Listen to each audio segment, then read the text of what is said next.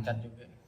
Oke, pertama-tama sama, kita ngerasa gugup, ngerasa takut gitu ya, canggung untuk berbicara di depan umum karena ya belum terbiasa gitu. Tapi dengan seiring berjalannya waktu, aneh bisa menghadapi masa-masa itu dan menjawab masa-masa tersebut gitu ya. Jadi aneh tampilnya lebih pede lagi sekarang gitu ya. Jadi bahkan dalam suatu saat aneh nganggap bahwasanya kita berbicara tapi nggak ada audiensnya gitu, atau kita berbicara tapi audiensnya tuh orang tua kita yang lebih kenal atau teman-teman kita yang dekat, jadi kita udah biasa ngobrol. Jadi intinya pengalaman sih sebenarnya kalau memang Jam terbang ya. jam terbang. Aku lihat nanti bener-bener on the track banget nih. Oh sih. Dari pertama kita ketemu ya di seminar sampai sekarang bener-bener keren banget ente. Keren, ente. anjir keren.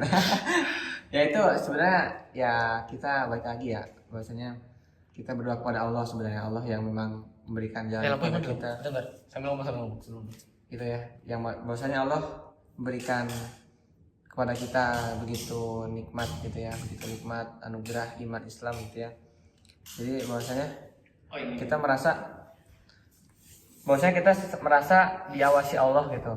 Tiap kapanpun kita hidup, kapanpun kita melangkah itu selalu diawasi Allah. Jadi ana sih selalu ingat ya bahwasanya yang diingat pertama kali itu terkait apa ya, bukan kerusakan bahasanya apa, azab ya, azab atau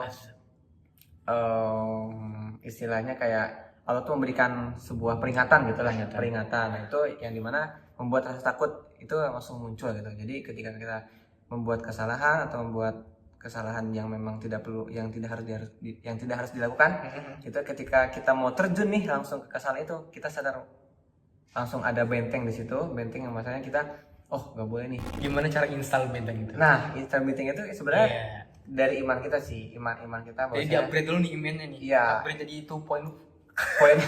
Poin of view-nya iman dulu sih sebenarnya. Iman itu benar-benar kokoh ya. Iman itu kan yakin dari dalam hati,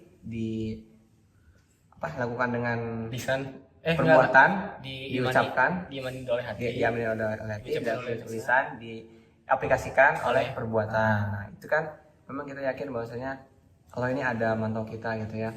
Nah, yang pertama kali yang harus diupgrade itu ya terkait iman kita, takwa kita pada Allah. Maksudnya kita beribadah, sholat itu untuk apa gitu ya, tujuannya apa? Faktor why-nya gitu.